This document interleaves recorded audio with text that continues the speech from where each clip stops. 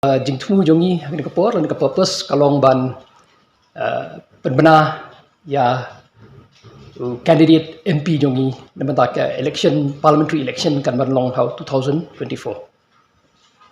ti pwede bagani parti jongi ke state election committee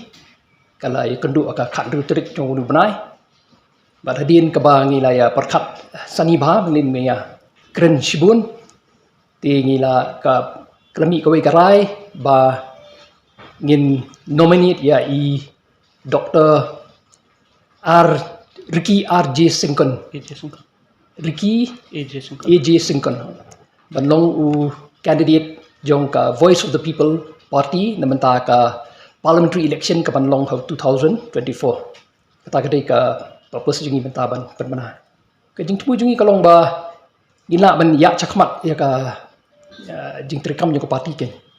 namar langi permana lupa yu candidate ka suk bangin ya chakmat nang ni ke kemudian kong ba sengkon udah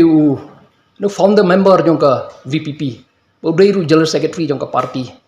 te ko jong ka por udah beriu ba labiang ka jing nang jistar udah nahikai ka school ba hanehu te kum ka parti you know he's the right person kan langim jet yo founder member jong ka parti te yanu ngin jet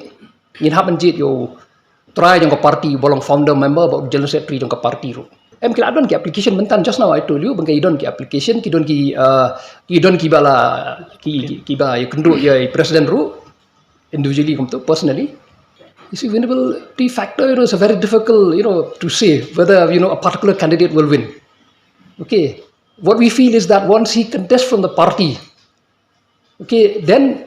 he will win. That is what we feel. If he contests from the party, then there's every chance that he will win the election. That is what we feel. It does not depend because it's not only depend on the candidate. The party also plays an important role.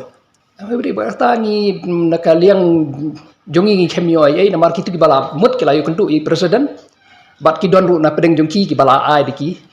jingtho di application mau bikin kuat ban contest ni ka MP election em ko mong mentan dei ka jing thmu ni ko long ngila lang yo banyak chakmat kan dei bangin pentip lupa ka khamsuk ingi bangin ya lenti nei bangin election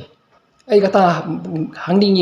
iwan syatang bentak ke parliamentary election ke MDC election ngintang ngipat ikren kanang don ka proses bingdang select iki candidate adu bentak kam iki MDC ngipat rai ai